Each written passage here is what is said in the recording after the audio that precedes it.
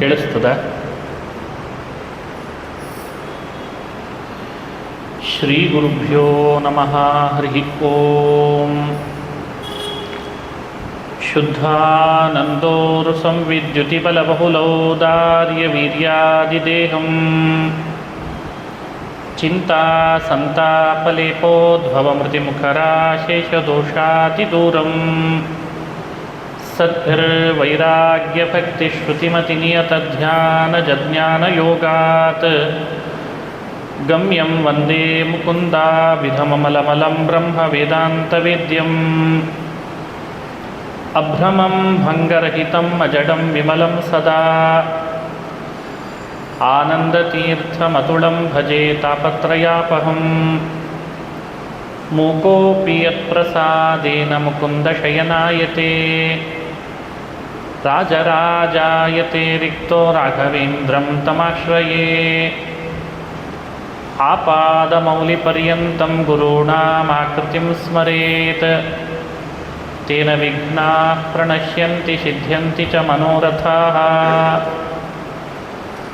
ಯದ್ಯೋಗಿಭಿರ್ಭವಭಯಾರ್ತಿವಿನಾಶಯೋಗ್ಯಂ ಆಸಾದ್ಯವಂದಿತಮತೀವ ವಿವಿಕ್ತಚಿತ್ತೈಃ ತದ್ವಃ ಪುನಾತು ಹರಿಪಾದಸರೋಜಯುಗ್ಮಂ ಆವಿರ್ಭವತ್ ಕ್ರಮವಿಲಂಘಿತಭೂರ್ಭುವಸ್ವಃ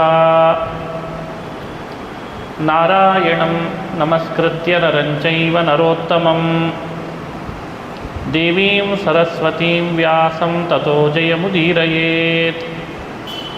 ತಪಸ್ವಾಧ್ಯಾಯನಿರತಂ ಮಾರ್ಕಾಂಡೇಯಂ ಮಹಾಮುನಿಂ ವ್ಯಾಸಶಿಷ್ಯೋ ಮಹಾತೇಜ ಜೈಮಿನಿಃ ಪರ್ಯಪೃಚ್ಛತ. ಶ್ರೀಹರಿವಾಯು ಗುರುಗಳ ಚರಣಾರವಿಂದಗಳಲ್ಲಿ ಭಕ್ತಿಪೂರ್ವಕ ಪ್ರಣಾಮಗಳನ್ನು ಅರ್ಪಿಸಿ, ಅಧಿಕ ಮಾಸ, ಯಾವ ಮಾಸದಲ್ಲಿ ಸಂಕ್ರಮಣ ಇರಲ್ಲ ಆ ಮಾಸವನ್ನು ಅಧಿಕ ಮಾಸ ಅಂತ ಪರಿಗಣಿಸ್ತಾರೆ. ಪುರುಷೋತ್ತಮ ಈ ಮಾಸದ ದೇವತೆ, ಮಹಾನುಭಾವ. ಪುರುಷೋತ್ತಮ ರೂಪಿ ಭಗವಂತ ಮಾಸದ ದೇವತೆಗೆ ವರ ಕೊಟ್ಟಿದ್ದಾನಾದ್ದರಿಂದ ಪುರುಷೋತ್ತಮ ಮಾಸ ಅಂತ ಪ್ರಸಿದ್ಧ ಆಯಿತು. ನಿಷ್ಕಾಮವಾಗಿ ಈ ಮಾಸದಲ್ಲಿ ಮಾಡುವಂತಹ ಪುಣ್ಯಕರ್ಮಗಳು ಬಹುಫಲವನ್ನು ಕೊಡ್ತದೆ ಅಂತ ಪುರಾಣಗಳು ಹೇಳ್ತದೆ. ಇವತ್ತಿನಿಂದ ಅಧಿಕ ಮಾಸ ಪ್ರಾರಂಭ ಆಗ್ತಾ ಇದೆ. ಇದನ್ನು ಮಲಮಾಸ ಅಂತ ಕರೆದದ್ದು ಇದೆ. ಮಲಮಾಸ ಅಂತ ಯಾಕೆ ಕರೆದ್ರು ಅಂದರೆ, ಸಂಕ್ರಮಣ ಇಲ್ಲದಿರುವ ಮಾಸವನ್ನು ಮಲಮಾಸ ಅಂತ ಹೇಳ್ತಾರೆ. ಸಂಕ್ರಮಣ ಇಲ್ಲದಿದ್ದಾಗ ಶುಭ ಕಾರ್ಯಗಳನ್ನು ಮಾಡಲಿಕ್ಕೆ ಅವಕಾಶ ಇರಲ್ಲ. ಶುಭ ಕಾರ್ಯ ನಡೆದಿದ್ದಾಗ ಆ ಮಾಸ ಫಲ ಅಂತ ಕರೆಸ್ಕೊಳ್ತಿತ್ತು. ಆದರೆ ಶ್ರೀಕೃಷ್ಣನ ಅನುಗ್ರಹದಿಂದ ಈ ಮಾಸಕ್ಕೆ ವರ ಕೊಟ್ಟಿದ್ದರು. ವರ ಕೊಟ್ಟದ್ರ ಪ್ರಭಾವದಿಂದ ಈ ಮಾಸದಲ್ಲಿ ಯಾವುದೇ ಕಾರ್ಯಗಳನ್ನು ಮಾಡಿದರೂ ಅಧಿಕ ಫಲ ಕೊಡುವಂತೆ, ಉಳಿದೆಲ್ಲ ಮಾಸಗಳಿಗಿಂತ ಹೆಚ್ಚಿನ ಫಲ ಕೊಡುವಂತೆ ಕೃಷ್ಣ ಮಾಡಿದ. ವೈಕುಂಠದಲ್ಲಿ ಗೋಲೋಕ ಅಂತ ಒಂದು ಸ್ಥಳ ಇದೆ. ಅಲ್ಲಿ ಭಗವಂತ ಪುರುಷೋತ್ತಮ ಕೃಷ್ಣ ವಾಸ ಮಾಡ್ತಾ ಇದ್ದಾನೆ. ಅವನನ್ನು ಶರಣು ಹೋದ ಮಾಸ, ಅವನನ್ನು ಈ ಮಾಸದ ದೇವತೆ ಶರಣು ಹೋದ ಅಂತ ಬರ್ತದೆ. ಮೊರೆ ಹೋದಾಗ ಆ ಭಗವಂತ ವರ ಕೊಟ್ಟ, ನೀನು ದುಃಖ ಪಡಬೇಡ, ಬೇರೆ ಎಲ್ಲ ಮಾಸಗಳಿಗೆ ಇರುವಂತೆ ನಿನಗೆ ಯಾವ ಥರದ ಕಾರ್ಯಗಳು ಇಲ್ಲ ಅಂತ ದುಃಖ ಪಡಬೇಡ, ಎಲ್ಲದಕ್ಕಿಂತ ಹೆಚ್ಚಿನ ಮಹತ್ವ ನಿನಗೆ ಬರೋ ಹಾಗೆ ನಾನು ವರ ಕೊಡ್ತೇನೆ ಅಂತ ವರ ಕೊಟ್ಟ. ಈ ಕಥೆ ಪುರಾಣದಲ್ಲಿ ಪ್ರಸಿದ್ಧ. ಹಾಗಾಗಿ ಮಾಸಗಳೆಲ್ಲ ಯಾವ ಮಾಸವನ್ನು ತಮ್ಮ ಜೊತೆಗೆ ಸೇರಿಸ್ತಿರಲಿಲ್ಲ. ನೀನು ಬರಬೇಡ, ನಮ್ಮ ಜೊತೆ ಕೂಡಬೇಡ ಅಂತಿದ್ರು. ಆ ಮಾಸಗಳೆಲ್ಲ ಈ ಮಾಸವನ್ನು ನೋಡಿ ಮನಸ್ಸಿನಲ್ಲಿ ಸ್ವಲ್ಪ ಹೊಟ್ಟೆ ಉರ್ಕೊಳ್ಳೋ ಹಾಗೆ ಆಯ್ತಂತೆ. ಸಂಕ್ರಮಣ ಆದರೂ ನಾವೆಲ್ಲ ನಿನ್ನಷ್ಟು ಭಾಗ್ಯಶಾಲಿಗಳಲ್ಲ ಅಂತ ಈ ಮಾಸಕ್ಕೆ ಮಹತ್ವ ಬಂತು. ಇದು ಪುರುಷೋತ್ತಮ ಮಾಸದ ಮಹಿಮೆ ಅಂತ ಹೇಳ್ತಾರೆ. ದಿನಗಳಲ್ಲಿ ಪ್ರತಿಪತ್ತಿನಿಂದ ಆರಂಭ ಮಾಡಿ ಅಮಾವಾಸ್ಯೆ ಅಥವಾ ಹುಣ್ಣಿಮೆವರೆಗೂ ಎಲ್ಲ ತಿಥಿಗಳು ಶ್ರೇಷ್ಠವೇ ಆದರೂ ಹರಿದಿನವಾದ ಏಕಾದಶಿ ಹೇಗೆ ಶ್ರೇಷ್ಠವೋ ಎಲ್ಲದಕ್ಕಿಂತ, ಹಾಗೆ ಮಾಸಗಳಲ್ಲಿ ಅಧಿಕ ಮಾಸ ಎಲ್ಲ ಮಾಸಗಳಿಗಿಂತ ಶ್ರೇಷ್ಠ ಅಂತ ಚಿಂತನೆ ಮಾಡ್ತಾರೆ. ಇವತ್ತಿನಿಂದ ಜ್ಯೇಷ್ಠ ಅಧಿಕ ಮಾಸ ಪ್ರಾರಂಭ ಆಗ್ತಾ ಇದೆ. ತನ್ನಿಮಿತ್ತವಾಗಿ ಯತಿತ್ರಯ ಪಾರಾಯಣ ಸೇವಾ ಸಂಘದಿಂದ ಪುರಾಣಗಳ ಪ್ರವಚನ, ಬೇರೆ ಬೇರೆ ವಿಷಯಗಳ ಕುರಿತು ಉಪನ್ಯಾಸ ಪ್ರಾರಂಭ ಆಗ್ತಾ ಇದೆ. ಜ್ಞಾನ ಸತ್ರ, ಅದರಲ್ಲಿ ನಾವು ಪಾಲ್ಗೊಳ್ತಾ ಇದ್ದೇವೆ. ನಿರ್ವಿಘ್ನವಾಗಿ ಈ ಜ್ಞಾನ ಯಜ್ಞ ಪರಿಸಮಾಪ್ತಿ ಆಗಲಿ, ಇಲ್ಲಿ ಮಾಡಿದ ಜ್ಞಾನದ ಕಾರ್ಯದಿಂದ ಪುಣ್ಯ ಎಲ್ಲರಿಗೂ ಲಭಿಸುವಂತಾಗಲಿ.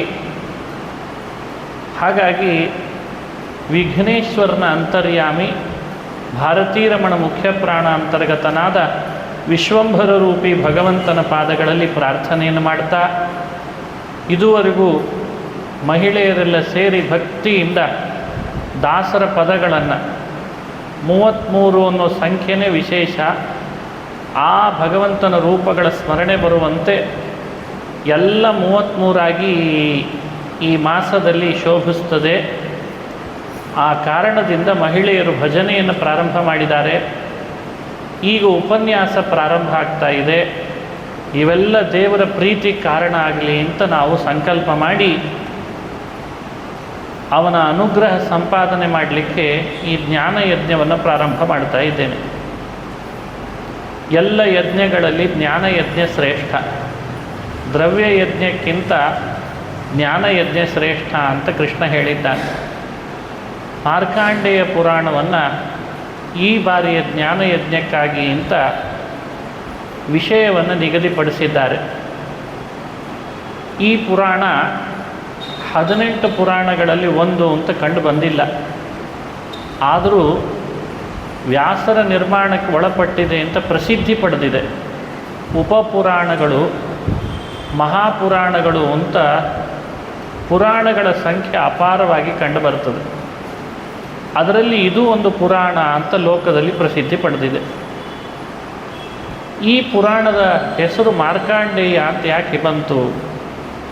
ಇಲ್ಲಿ ಮಾರ್ಕಾಂಡೇಯರ ಜನ್ಮ ವೃತ್ತಾಂತ ಇದೆ ಅಂತ ನಮಗೆ ಕಂಡು ಬರ್ತಾ ಇಲ್ಲ. ಕೆಲವರು ಹಾಗೆ ತಿಳಿದದ್ದಿದೆ, ಮಾರ್ಕಾಂಡೇಯರ ಜನ್ಮ ವೃತ್ತಾಂತ ಬರ್ತದೆ, ಅದಕ್ಕೆ ಇದು ಮಾರ್ಕಾಂಡೇಯ ಪುರಾಣ ಅಂತ. ಮಾರ್ಕಾಂಡೇಯ ಪುರಾಣ ಅಂದರೆ ಜೈಮಿನಿ ಋಷಿಗಳಿಗೆ ಮಾರ್ಕಾಂಡೇಯರು ಉಪದೇಶ ಮಾಡಿದ್ರಿಂದ ಇದನ್ನು ಮಾರ್ಕಾಂಡೇಯ ಪುರಾಣ ಅಂತ ಕರೆದರಂತೆ. ಕೃಷ್ಣ ಅರ್ಜುನನಿಗೆ ಗೀತೆಯನ್ನು ಉಪದೇಶ ಮಾಡಿದ. ಹಾಗಾಗಿ ಭಗವಂತ ಉಪದೇಶ ಮಾಡಿದ್ದಕ್ಕೆ ಭಗವದ್ಗೀತೆ ಅಂತ ಪ್ರಸಿದ್ಧಿ ಆಯಿತು. ಕೆಲವೊಮ್ಮೆ ಉಪದೇಶ ಪಡೆದವರ ಹೆಸರಿನಲ್ಲಿ ಪ್ರಸಿದ್ಧಿ ಆಗ್ತದೆ. ಉಪದೇಶ ಯಾರು ಕೇಳ್ತಾರೆ ಶ್ರೋತೃಗಳು, ಅವರ ಹೆಸರಿನಲ್ಲಿ ಪ್ರಸಿದ್ಧಿ ಪಡೀತದೆ.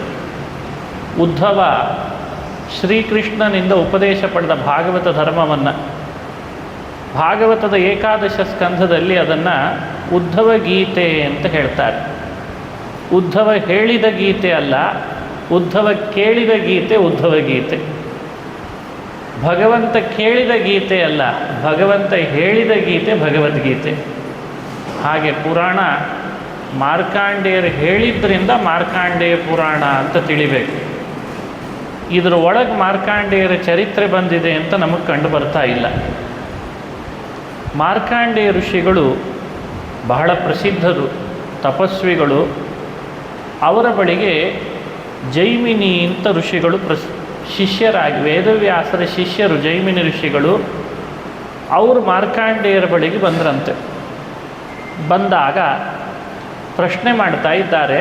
ಅವರ ಪ್ರಶ್ನೋತ್ತರದ ರೂಪದಲ್ಲೇ ಈ ಪುರಾಣ ಮುಂದುವರಿತದೆ. ವ್ಯಾಸ ಶಿಷ್ಯೋ ಮಹಾತೇಜ ಜೈಮಿನಿ ಪರ್ಯಪೃಚ್ಛತ. ವೇದವ್ಯಾಸರ ಶಿಷ್ಯರಾದ ಜೈಮಿನಿಗಳು ಮಹಾನುಭಾವರು ಮಾರ್ಕಾಂಡೇಯರನ್ನು ಪ್ರಶ್ನಿಸಿದರು. ಮಾರ್ಕಾಂಡೇಯರು ಉತ್ತರಿಸಿದ್ದೆಲ್ಲ ಈ ಪುರಾಣ ಅಂತಾಯಿತು. 134 ಅಧ್ಯಾಯಗಳು ಇವತ್ತು ನಮಗೆ ಉಪಲಬ್ಧ ಪುಸ್ತಕದಲ್ಲಿ ಕಂಡು ಬರ್ತಾ ಇದೆ. ಸಾಕಷ್ಟು ಸಂಶೋಧನೆ ಆಗಬೇಕಿದೆ ಈ ಪುರಾಣದ ಬಗ್ಗೆ. ಆದರೂ ಎಷ್ಟು ಸಾಧ್ಯವೋ ಅಷ್ಟು ನಾನು ಅದನ್ನು ನಿಮ್ಮ ಜೊತೆಯಲ್ಲಿ 5 ದಿನಗಳ ಕಾಲ ಭಗವಂತನ ಭಗವದ್ಭಕ್ತರ ಮಹಾಭಾರತಕ್ಕೆ ಸಂಬಂಧಪಟ್ಟ ಕೆಲವು ಅಂಶಗಳು ಇದರಲ್ಲಿ ಒಳಗೊಂಡು ನಿರ್ಣಯಿತವಾಗ್ತದೆ. ಅದರ ಬಗ್ಗೆ ಉಪನ್ಯಾಸದ ರೂಪದಲ್ಲಿ ಹೇಳಲಿಕ್ಕೆ ಪ್ರಯತ್ನ ಪಡ್ತಾ ಇದ್ದೇನೆ. ಪ್ರಶ್ನಿಸುವಾಗ ಏನು ಕೇಳ್ತಾರೆ ಜೈಮಿನಿಗಳು? ಭಗವನ್ ಭಾರತಾಖ್ಯಾನಂ ವ್ಯಾಸೇನೋಕ್ತಂ ಮಹಾತ್ಮನ ಪೂರ್ಣಂ. ಅವರು ಕೇಳುವ ಮಾತು ಜೈಮಿನಿಗಳು, ಮಹಾಭಾರತ ವೇದವ್ಯಾಸರು ರಚನೆ ಮಾಡಿಕೊಟ್ಟಂಥ ದೊಡ್ಡ ಕೃತಿ, ಅಂಥಿಂಥ ಕೃತಿ ಅಲ್ಲ. ಅಲ್ಲಿ ಇಲ್ಲದ್ದು ಇಲ್ಲವೇ ಇಲ್ಲ. ಎಲ್ಲೆಲ್ಲ ಇದೆ ಅದೆಲ್ಲ ಅಲ್ಲಿದೆ. ಹಾಗಾಗಿ ಪೂರ್ಣ ಕೃತಿ ಅಂತ ಕರೀತಾರೆ ಅದನ್ನು. ಅತ್ಯಂತ ಪರಿಶುದ್ಧವಾದ ಗ್ರಂಥ. ಜಾತಿಶುದ್ಧಿ ಸಮಾಯುಕ್ತಂ ಸಾಧು ಶಬ್ದೋಪಶೋಭಿತಂ ಪೂರ್ವಪಕ್ಷೋಕ್ತಿ ಸಿದ್ಧಾಂತ ಪರಿನಿಷ್ಠಾ ಸಮನ್ವಿತಂ. ಹೀಗೆ ಕೆಲವು ಮಾತು ಪ್ರಾರಂಭದಲ್ಲಿ ಮಹಾಭಾರತದ ಶ್ರೇಷ್ಠತೆಯನ್ನು ಕುರಿತು ಜೈಮಿನಿಗಳು ಹೇಳ್ತಾರೆ. ಹೇಳ್ತಾ ಮುಂದೆ ಮಹಾಭಾರತ ಯಾಕೆ ಶ್ರೇಷ್ಠ ಅನ್ನೋದನ್ನು ಬಹಳ ಚೆನ್ನಾಗಿ ವರ್ಣನೆ ಮಾಡ್ತಾರೆ. ಅರ್ಥಶಾಸ್ತ್ರ ಇದೆ, ಧರ್ಮಶಾಸ್ತ್ರ ಇದೆ, ಕಾಮಶಾಸ್ತ್ರ ಇದೆ. ಇಲ್ಲಿ ವರ್ಣಿಸಿದಂತೆ ಎಲ್ಲೂ ವರ್ಣಿಸಿಲ್ಲ. ಧರ್ಮಾರ್ಥ ಕಾಮ ಮೋಕ್ಷ ಚತುರ್ವಿಧ ಪುರುಷಾರ್ಥವನ್ನು ನಮಗೆ ತಿಳಿಸಿಕೊಡ್ತದೆ. 4 ಆಶ್ರಮ ಧರ್ಮಗಳನ್ನು ವರ್ಣಿಸಿದೆ ಅಂತ ಎಲ್ಲ ಅದನ್ನು ವೇದವ್ಯಾಸರ ಕೌಶಲವನ್ನು, ಮಹಾಭಾರತ ರಚಿಸಿದ ವ್ಯಾಸರ ಕೌಶಲವನ್ನು ಕೊಂಡಾಡಿ ಆಮೇಲೆ ಅವರು ಪ್ರಶ್ನೆ ಮಾಡ್ತಾ ಇದ್ದಾರೆ. ಈ ಮಹಾಭಾರತದಲ್ಲಿ ಕೆಲವು ಘಟ್ಟಗಳ ಬಗ್ಗೆ ನನಗೆ ಸಂಶಯ ಬರ್ತಾ ಇದೆ ಅಂತಂದ್ರಂತೆ ಜೈಮಿನಿ ಋಷಿಗಳು. ಯಾವುದದು? ತದಿದಂ ಭಾರತಾಖ್ಯಾನಂ ಬಹ್ವರ್ಥಂ ಶ್ರುತಿವಿಸ್ತರಂ ತತ್ವತೋ ಜ್ಞಾತು ಕಾಮೋಹಂ ಭಗವನ್ ಸ್ವಾಂ ಉಪಸ್ಥಿತಃ. ಬಹಳಷ್ಟು ವೇದಾರ್ಥ ತುಂಬಿದ ಮಹಾಭಾರತ ಇದೆ. ಅದನ್ನು ತಾತ್ವಿಕವಾಗಿ ನಾನು ತಿಳಿಬೇಕು ಅಂತ ಅಪೇಕ್ಷೆ ಪಡ್ತಾ ಇದ್ದೇನೆ. ನೀವು ಅದನ್ನು ನನಗೆ ಪರಿಚಯಿಸ್ರಿ, ತಿಳಿಸಿಕೊಡ್ರಿ ಅಂತ ಮಾರ್ಕಾಂಡೇಯರನ್ನು ಕೇಳ್ತಾರೆ ಜೈಮಿನಿಗಳು. ಯಾವ್ಯಾವ ವಿಷಯದಲ್ಲಿ ಸಂಶಯ ಅಂತ ಪ್ರಾರಂಭ. ಕಸ್ಮಾನ್ ಮಾನುಷತಾಂ ಪ್ರಾಪ್ತೋ ನಿರ್ಗುಣೋಪಿ ಜನಾರ್ದನಃ. ಜನಾರ್ದನನಾದ ವಿಷ್ಣು ಸತ್ವರಜಸ್ತಮೋ ಗುಣಗಳ ಸಂಪರ್ಕ ಇಲ್ಲದವನಾದರೂ ಭೂಮಿಯಲ್ಲಿ ಮನುಷ್ಯರ ಮಧ್ಯದಲ್ಲಿ ಯಾಕೆ ಹುಟ್ಟಿ ಬಂದ? ಇದು ಜೈಮಿನಿಗಳ ಜಿಜ್ಞಾಸೆ. ಯಾಕೆಂದರೆ ವಾಸುದೇವೋ ಜಗತ್ ಸೂತಿ ಸ್ಥಿತಿ ಸಂಯಮ ಕಾರಣಂ. ಜಗತ್ತಿನ ಸೃಷ್ಟಿ ಸ್ಥಿತಿ ಲಯಗಳಿಗೆ ಕಾರಣನಾದವನು ಶ್ರೀಹರಿ. ಅಂಥವನು ಭೂಮಿಯಲ್ಲಿ ಮನುಷ್ಯರ ಮಧ್ಯದಲ್ಲಿ ಹುಟ್ಟಿ ಬರ್ತಾನೆ ಅಂದರೆ ಬಲವತ್ತರವಾದ ಕಾರಣ ಏನೋ ಇರಬೇಕಷ್ಟೇ. ಎರಡನೇ ಪ್ರಶ್ನೆ, ಕಸ್ಮಾಚ್ಚ ಪಾಂಡುಪುತ್ರಾಣಂ ಏಕಾಸಾ ದೃಪದಾತ್ಮಜ. ಪಾಂಡುಪುತ್ರರು ಅಂದರೆ ಪಾಂಡವರು ಐವರಿಗೆ ಒಬ್ಬಳೇ ದೃಪದನ ಮಗಳು ಹೆಂಡತಿ ಆದ್ಲು ಅಂತ ಕತೆ ಕೇಳ್ತೀವಿ ಮಹಾಭಾರತದಲ್ಲಿ. ಅದರ ಹಿನ್ನೆಲೆ ಏನಾದರೂ ಇರಲೇಬೇಕಲ್ವ? ಐವರಿಗೆ ಒಬ್ಬಳಾಗಬೇಕಾದ್ರೆ ಇದು ಎಲ್ಲರಲ್ಲಿಯೂ ಎಲ್ಲ ಕಾಲದಲ್ಲೂ ಇರೋ ಗೊಂದಲ ಇದು. ಹೀಗೊಂದು ಪ್ರಶ್ನೆ ಎತ್ತುಕೊಂಡಿದ್ದಾರೆ. ಪಂಚಾನ ಮಹಿಷಿ ಕೃಷ್ಣ ಯತ್ರನ ಸಂಶಯೋ ಮಹಾನ್. ಐವರಿಗೆ ಒಬ್ಬಳೇ ಕನ್ಯೆ ಆಗ್ತಾಳೆ ಅನ್ನೋ ಪ್ರಸಂಗ ಬಹಳ ದೊಡ್ಡ ಸಂಶಯ ನಮಗೆ ಬರುವಂತೆ ಮಾಡಿದೆ. ಬಲರಾಮ ಬ್ರಹ್ಮಹತ್ಯೆ ಮಾಡಿ ಅದನ್ನು ಕಳೆದುಕೊಳ್ಳೋದಕ್ಕೋಸ್ಕರ ತೀರ್ಥಯಾತ್ರೆ ಮಾಡಿದ ಅಂತ ಒಂದು ಸಂದರ್ಭವನ್ನು ಉಲ್ಲೇಖ ಮಾಡ್ತಾ ಇದ್ದಾರೆ ಮಹಾಭಾರತಕ್ಕೆ ಸಂಬಂಧಪಟ್ಟದ್ದಂತೆ. ತೀರ್ಥಯಾತ್ರಾ ಪ್ರಸಂಗೇನ ಕಸ್ಮಾತ್ ಚಕ್ರೆ ಹಲಾಯುಧ. ಹಲ ಅಂದರೆ ಮುಸಲ. ಹಲಾಯುಧನಾದ ಬಲರಾಮ ತೀರ್ಥಯಾತ್ರಾವನ್ನು ಮಾಡೋದರ ಹಿನ್ನೆಲೆಯನ್ನು ವಿವರಣೆ ಕೊಡ್ರಿ ಅಂತ ಭಾರತಾರ್ಥದ ಬಗ್ಗೆ, ಮಹಾಭಾರತದ ಬಗ್ಗೆ ಹೀಗೆ ಸಂಶಯ ವ್ಯಕ್ತಪಡಿಸಿ ಜೈಮಿನಿ ಋಷಿಗಳು ಪ್ರಶ್ನೆ ಮಾಡ್ತಾ ಬರ್ತಾರೆ. ಕೊನೆಗೆ ಮತ್ತೊಂದು ಪ್ರಶ್ನೆ. ದ್ರೌಪದಿ ದೇವಿಗೆ 5 ಜನ ಮಕ್ಕಳು ಹುಟ್ಟಿದ್ರು. ಶಿಬಿರದಲ್ಲಿ ಅಶ್ವತ್ಥಾಮ ಅವರನ್ನು ಕೊಂದ ಅಂತ ಕಥೆ ಬಂತು. ಮಹಾಭಾರತ. ಒಬ್ಬರಿಗೂ ಮದುವೆ ಆಗಲೇ ಇಲ್ಲ. ಮದುವೆ ಮಾಡಿಕೊಳ್ಳದೆ ಶಿಬಿರದಲ್ಲಿ ಮಲಗಿದಾಗಲೇ ದ್ರೌಪದಿಯ ಮಕ್ಕಳು ಸತ್ರು ಅಂತ ಕಥೆ ಕೇಳ್ತೇವೆ, ಮಹಾರಥರು. ಹಾಗಾಗಲಿಕ್ಕೆ ಏನಾದರೂ ಒಂದು ಹಿನ್ನೆಲೆ ಇರಬೇಕಲ್ಲ, ಅದನ್ನು ಹೇಳ್ರಿ ಅಂತ ಕೇಳಿದ್ದಾರೆ. ಕಥಂಚ ದ್ರೌಪದೇಯಾಸ್ತೆ ಅಕೃತದಾರ ಮಹಾರಥ. ಅಕೃತದಾರ ಅಂದರೆ ವಿವಾಹಿತರಾಗದೇನೆ ಹಾಗೆ ತೀರ್ಕೊಂಡ್ರು ಅಂತ. ವಧಮಾಪುಹು ಅಂಡುನಾಥ ಮಹಾತ್ಮಾನೋ ವಧಮಾಪುಹು. ಸಾಮಾನ್ಯರು ಯಾರೋ ಭೂಮಿಯಲ್ಲಿ ಹುಟ್ಟಿದ್ರು, ತೀರ್ಕೊಂಡ್ರು, ಹೋದರು, ಹೋಗಲಿ ಬಿಡು ಅಂತಂತಿದ್ವಿ.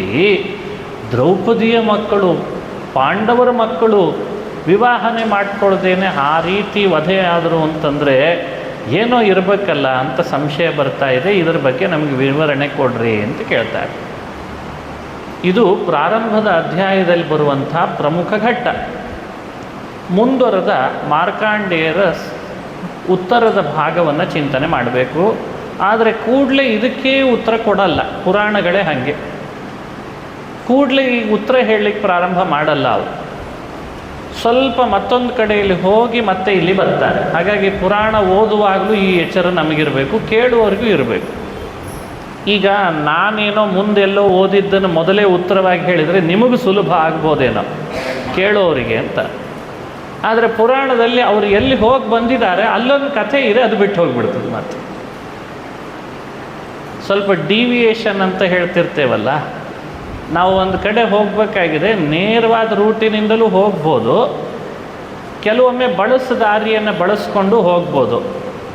ಪುರಾಣದಲ್ಲಿ ಸ್ವಲ್ಪ ಆಗಾಗ ದಾರಿಯಲ್ಲಿ ಹೋಗಿ ಬರ್ತಿರ್ತಾರೆ. ಅಂಥೇಳಿ ಅವ್ರ ಗುರಿ ಮುಟ್ಟಲ್ಲ ಅಂತಲ್ಲ, ಅದು ಅವರ ಶೈಲಿನೂ ಇರಬಹುದೇನೋ. ಮಾರ್ಕಾಂಡೇಯ ಉವಾಚ, ಈ ಮಾತುಗಳನ್ನು ಜೈಮಿನಿಗಳ ಬಾಯಲ್ಲಿ ಕೇಳಿ ಮಾರ್ಕಾಂಡೇಯರು ಅವರಿಗೆ ಉತ್ತರ ಕೊಡಲಿಕ್ಕೆ ಅಂತ ಪ್ರಾರಂಭ ಮಾಡ್ತಾರೆ.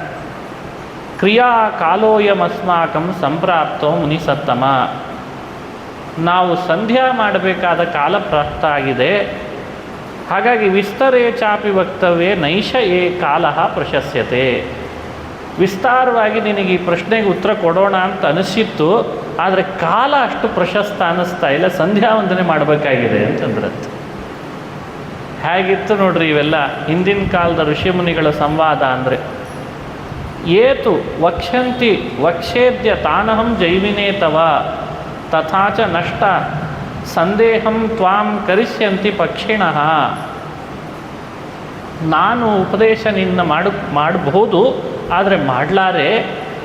ನಿನಗಾಗಿ ಅಂತ ಉಪದೇಶ ಮಾಡಲಿಕ್ಕೆ ಕೆಲವು ಪಕ್ಷಿಗಳಿದ್ದಾರೆ, ನೀನು ಅವ್ರ ಬಳಿಗೆ ಹೋಗಿ ಈ ಪ್ರಶ್ನೆಗಳನ್ನು ಮುಂದುವರಿಸು, ಸಂದೇಹವನ್ನು ಪಕ್ಷಿಗಳಿಂದ ಪರಿಹಾರ ಮಾಡ್ಕೋ ಅಂತ ಹೇಳಿದ್ರಂತೆ.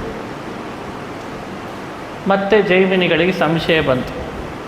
ಪ್ರಶ್ನೆ ನಾನು ನಿಮ್ಮನ್ನು ಕೇಳಿದರೆ ಪಕ್ಷಿಗಳ ಹತ್ರ ಹೋಗು ಅಂತ ಉತ್ತರ ಕೊಡ್ತಿದ್ದೀರಿ, ಸರಿ ಪಕ್ಷಿಗಳು ಯಾರ ಬಳಿಗೆ ಹೋಗಬೇಕು ಅಂತ ಅವರು ಪ್ರಶ್ನೆ ಮಾಡ್ತಾರೆ. ಪಿಂಗಾಕ್ಷಶ್ಚ ವಿಬೋಧಶ್ಚ ಸುಪುತ್ರ ಸುಮುಖಸ್ತಥಾ. ಪಿಂಗಾಕ್ಷ ಅಂತ ಒಂದು ಪಕ್ಷಿ, ಸುಮುಖ ಅಂತ ಇನ್ನೊಬ್ಬ, ವಿಬೋಧ ಅಂತ ಮತ್ತೊಬ್ಬ, ಸುಪುತ್ರ ಅಂತ ಮತ್ತೊಬ್ಬ. ಒಟ್ಟು 4 ಪಕ್ಷಿಗಳ ಹೆಸರು ಹೇಳಿದ್ದಾರೆ.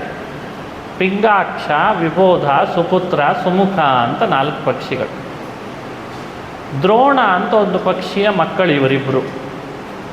ದ್ರೋಣನ ಮಕ್ಕಳಾದ ಈ ಪಕ್ಷಿ ಶ್ರೇಷ್ಠರು ಶಾಸ್ತ್ರಚಿಂತಕರಾಗಿದ್ದಾರೆ, ತತ್ವಜ್ಞರಾಗಿದ್ದಾರೆ, ವೇದಶಾಸ್ತ್ರಗಳನ್ನು ಬಲ್ಲವರು. ಅವರ ಬಳಿಗೆ ನೀನು ನಿನ್ನ ಸಂಶಯಗಳನ್ನು ಪರಿಹಾರ ಮಾಡಿಕೊಳ್ಳಿಕ್ಕೆ ಆಗ್ತದೆ, ಹೋಗು. ಈ ರೀತಿ ಮಾರ್ಕಾಂಡೇಯರು ಹೇಳಿದ್ದಕ್ಕೆ ಜೈಮಿನಿಗಳಿಗೆ ಮತ್ತಷ್ಟು ಸಂಶಯ ಬಂತು. ನಾನು ಅವರ ಬಳಿಗೆ ಹೋಗಬೇಕಾದ್ರೆ ಅವರು ಯಾರು ಅಂತ ತಿಳಿದಿರಬೇಕಲ್ಲ. ಪಕ್ಷಿಗಳು ಹೋಗಿ ಉಪದೇಶ ಮಾಡ್ತಾವೆ ಹೋಗು ಅಂತಂದರೆ ಯಾರಿಗಾದರೂ ಸಂಶಯ ಬರ್ತದೆ. ಪಕ್ಷಿಗಳು ಮನುಷ್ಯವಾಣಿಯಲ್ಲಿ ಮಾತನಾಡಲಿಕ್ಕೆ ಆಗ್ತದೋ? ಅವ್ರ ವಾಣಿಯೇ ಬೇರೆ, ನಮ್ಮ ಮಾತು ದಿನನಿತ್ಯ ನಡೆಯೋ ಪದ್ಧತಿನೇ ಬೇರೆ. ಹಾಗಾಗಿ ಪಕ್ಷಿಗಳು ಯಾರು? ಅತ್ಯದ್ಭುತಮಿದಂ ಬ್ರಹ್ಮನ್ ಖಗವಾಗಿವ ಮಾನುಷಿ.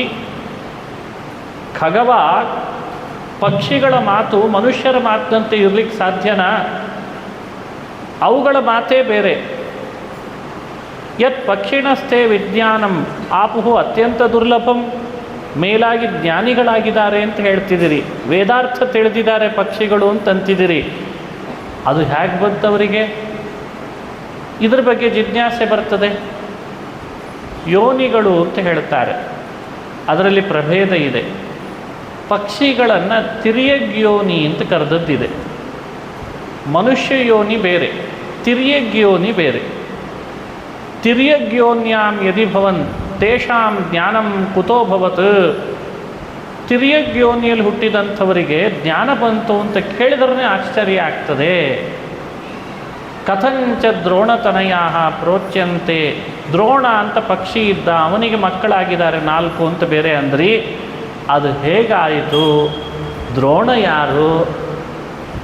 ಮಹಾಭಾರತದಲ್ಲಿ ಬಂದ ದ್ರೋಣ ಬೇರೆ, ಈ ಪುರಾಣದಲ್ಲಿ ಮುಂದುವರಿತಾ ಇರುವ ಪಕ್ಷಿ ದ್ರೋಣ ಬೇರೆ.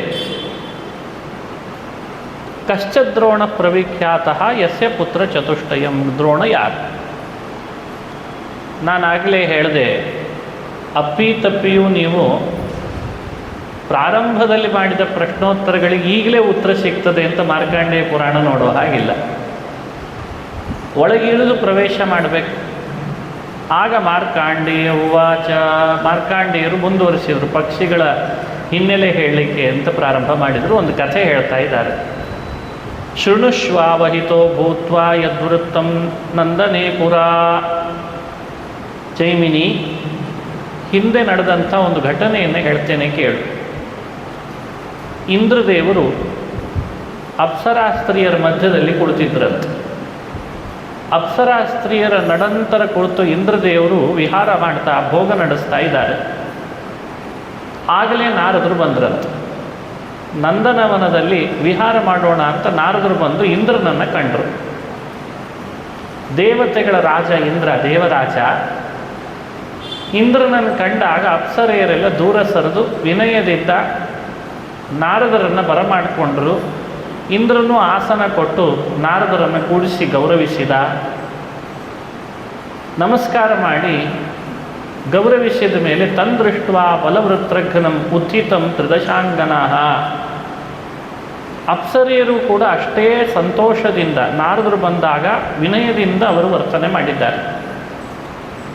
ಆಗ ದೇವೇಂದ್ರ ನಾರದರ ಜೊತೆಗೆ ಮಾತನಾಡ್ತಾನೆ. ದೇಹ್ಯಾಜ್ಞಾಂ ನೃತ್ಯತಾಮಾಸಾಂ ತವ ಯಾಂ. ಇಲ್ಲಿ ಬಂದಂಥ ನಾರದರಿಗೆ ಇಲ್ಲಿರುವ ಅಪ್ಸರೆಯರು ಗಾನ ಮಾಡಲಿ, ನೃತ್ಯ ಮಾಡಲಿ, ಸಂತೋಷಪಡಿಸಲಿ ಅಂತ ಅವರ ಮನಸ್ಸಿನಲ್ಲೂ ಇರ್ತದೆ ಅಪ್ಸರೆಯರಿಗೆ. ನಾರದರೇ, ನೀವು ಆದೇಶ ಮಾಡಿರಿ, ಯಾವ ಅಪ್ಸರೆ ಬಂದು ಗಾನ ಮಾಡಬೇಕು, ಯಾವ ಅಪ್ಸರೆ ನರ್ತನ ಮಾಡಬೇಕು ನೀವು ಹೇಳಿ, ನಾನು ಅವಳಿಗೆ ಹೇಳ್ತೇನೆ, ಮಾಡ್ತಾಳೆ ಅಂತ. ಇಂದ್ರನ ಕಲ್ಪನೆ ಆಗಿದೆ. ನಾರದರು ನೃತ್ಯ ನೋಡ್ತಾರೆ, ಗಾನ ಕೇಳ್ತಾರೆ, ಅದಕ್ಕೆ ಬಂದಿದ್ದಾರೇನೋ ಅಂತ. ಆದರೆ ನಾರದರದ್ದು ಉದ್ದೇಶ ಬೇರೆ ಇತ್ತು, ದೇವ ಕಾರ್ಯಕ್ಕಾಗಿ ಬಂದವರು. ನಾರದರಂತಾರೆ, ಯಾರು ರೂಪೌದಾರ್ಯ ಗುಣ, ರೂಪ ಔದಾರ್ಯ ಇಂಥ ಗುಣಗಳಿಂದ ಅಧಿಕಳು ಅಂತ ಯಾರಿಗೆ ಅನಿಸಿದೆ ಅವಳು ಬಂದು ನರ್ತನೆ ಮಾಡಲಿ ಅಂತ ಹೇಳಿದ್ರು. ಹಿಂಗೆ ಹೇಳಿದ್ರೆ ಯಾರು ಬರಬೇಕು? ಯುಷ್ಮಾಕಮಿಹ ಸರ್ವಾಸಾಂ ರೂಪೌದಾರ್ಯ ಗುಣಾಧಿಕಂ. ನಿಮ್ಮಲ್ಲಿ ಯಾರು ರೂಪ ಔದಾರ್ಯದಿಂದ ತುಂಬಿದವಳು ಯಾರಿದ್ದಾಳೋ ಅವಳು, ಅಂದರೆ ಅವಳಿಗೆ ಅನಿಸಿರಬೇಕು ನಾನು ಇವರೆಲ್ಲರಿಗಿಂತಲೂ ಹೆಚ್ಚಿನ ರೂಪದವಳು ಅಂತ.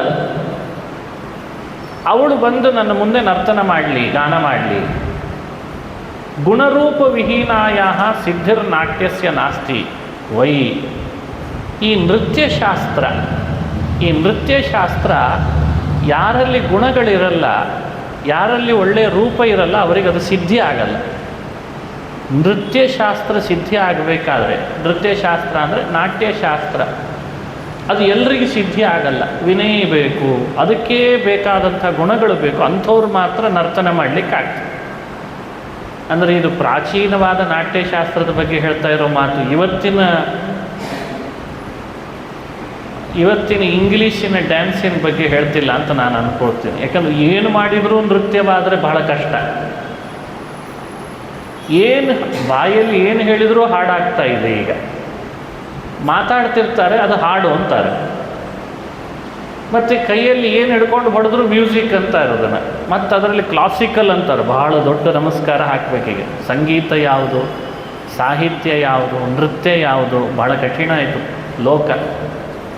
ಅಂತೂ ಅದಕ್ಕೆ ಸಾವಿರಾರು ಜನ ವಿವರಿಸಿದ್ದಾರೆ. ಮತ್ತೆ ನೀವು ಅದನ್ನು ದೂಷೋ ಹಾಗಿಲ್ಲ. ನಾರದರು ಹೇಳ್ತಾರೆ, ಗುಣರೂಪ ವಿಹೀನರಾದರೆ ನಾಟ್ಯಶಾಸ್ತ್ರ ಸಿದ್ಧಿ ಆಗ್ತದೆ ಅಂತಿಲ್ಲ. ಹಾಗಾಗಿ ಯಾರು ಗುಣರೂಪ ಸಹಿತಳೋ, ತನ್ನನ್ನು ತಾನು ಹಾಗೆ ಭಾವಿಸಿದ್ದಾಳೋ ಅವಳು ಬಂದು ನರ್ತಿಸಲಿ. ತದ್ವಾಕ್ಯ ಸಮಕಾಲಂಚ ಏಕೈಕಸ್ಥಾಹ ನ ತಾಸ್ತತಃ.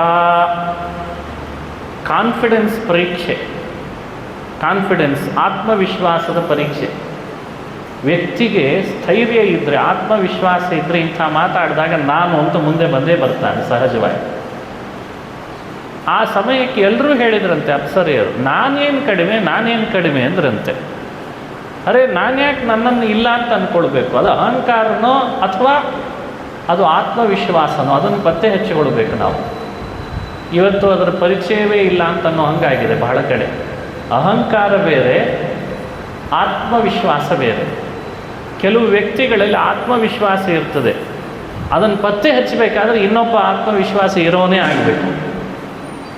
ಉಪನ್ಯಾಸ, ಸಂಗೀತ, ಸಾಹಿತ್ಯ, ಗ್ರಂಥಲೇಖನ, ಕಲೆ ಎಲ್ಲವೂ ಏನಾಗಿದೆ, ಆತ್ಮವಿಶ್ವಾಸದಿಂದ ಕೂಡಿರ್ತದೆ. ನಿಜವಾಗಲೂ ಅವನಿಗೆ ಜಾಸ್ತಿ ಮೆರಗಿದೆ ಸಮಾಜದಲ್ಲಿ. ಯಾರಿಗೆ ಅಹಂಕಾರದಿಂದ ಕೂಡಿರ್ತದೆ ಸ್ವಲ್ಪ ದಿವಸ ಅಷ್ಟೇ ಶೈನ್ ಆಗ್ತಾನೆ, ಸ್ವಲ್ಪೇ ದಿವಸಕ್ಕೆ ಕೆಳಗೆ ಬಿದ್ದು ಹೋಗ್ತಾನೆ. ಭಾಳ ಎಚ್ಚರ ಇರಬೇಕು ಈ ವಿಷಯದಲ್ಲಿ. ಅಲ್ಲಿದ್ದವರು ಎಲ್ಲರೂ ಅಂದರು ನಾನೇನು ಕಡಿಮೆ, ನಾನು ಬರ್ತೇನೆ, ನಾನು ಸರಿನೇ. ಅಹಂಗುಣಾಧಿಕ ನತ್ವಂ, ನಾನು ಹೋಗ್ತೇನೆ ಅಂತ. ತಾನು ಹೋಗ್ತೇನೆ ಅನ್ನೋದಲ್ದೇ ನೀ ಬರಬೇಡ ನಾನು ಅಂತ, ನೀನು ಬರಬೇಡ ಅಂತ ಇನ್ನೊಬ್ಳನ್ನ ಬೇಡ ಅಂತಿದ್ಲಂತ. ಇನ್ನೊಬ್ಬಳು ನೀನು ಬರಬೇಡ ಅಂತ ಇವಳು, ಅವಳೇ ನೀನು ಯಾಕೆ ಹೋಗ್ತೀನಿ, ನಾನು ಹೋಗ್ತೇನೆ ಅಂತ, ನೀನು ಯಾಕೆ ಹೋಗ್ತೀನಿ, ನಾನು ಹೋಗ್ತೇನೆ ಅಂತ. ತಾಸಾಂ ಸಂಭ್ರಮ ಆಲೋಕ್ಯ ಭಗವಾನ್ ಪಾಕಶಾಸನಃ. ಇಷ್ಟೊಂದು ಸಂಭ್ರಮ ನೋಡಿ ಇಂದ್ರ ಬಂದರು ಈ ನಾರದರು, ಇವರಲ್ಲೇ ಜಗಳ ಹಚ್ಚಿಬಿಟ್ರಲ್ಲ ಅಂತ. ಸುಮ್ಮನೆ ಬಂದು ಕೂತವರು.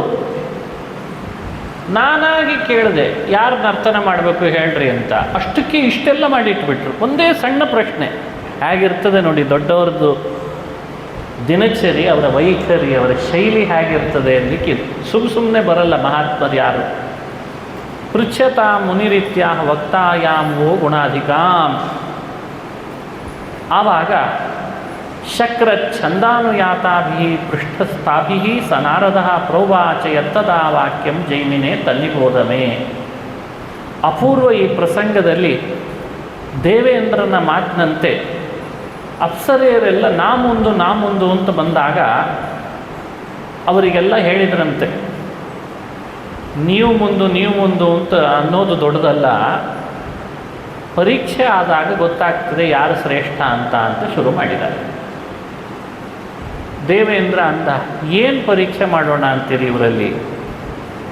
ನಿಜವಾಗ್ಲೂ ಇವರಿಗೆ ನಾಟ್ಯ ಸಿದ್ಧಿ ಆಗಿದ್ದರೆ ಹಿಮಾಲಯ ಪರ್ವತದಲ್ಲಿ ದುರ್ವಾಸ ಮಹರ್ಷಿಗಳು ತಪಸ್ಸಿಗೆ ಕೂತಿದ್ದಾರೆ, ಅವರು ಮುಂದೆ ಹೋಗಿ ನರ್ತನ ಮಾಡಲಿ.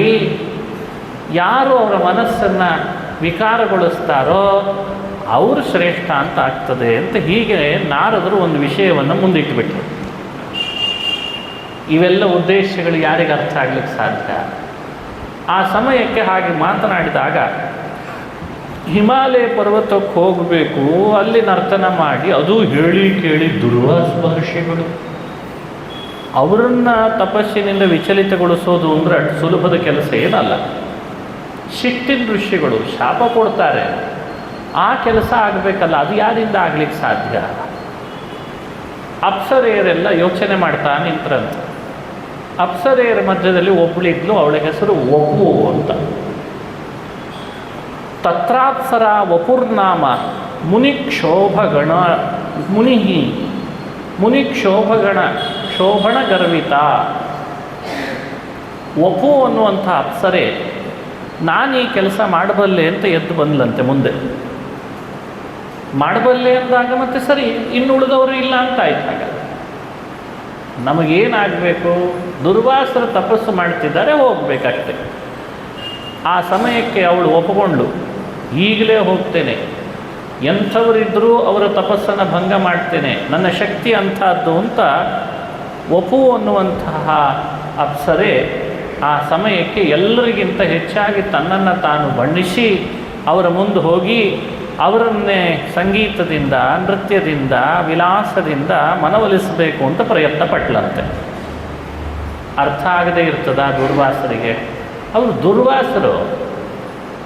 ದುರ್ವಾಸಾಹ ಶಂಕರಸ್ಯಾಂಶಃ ಅಂತ ಭಾಗವತ ಹೇಳ್ತದೆ.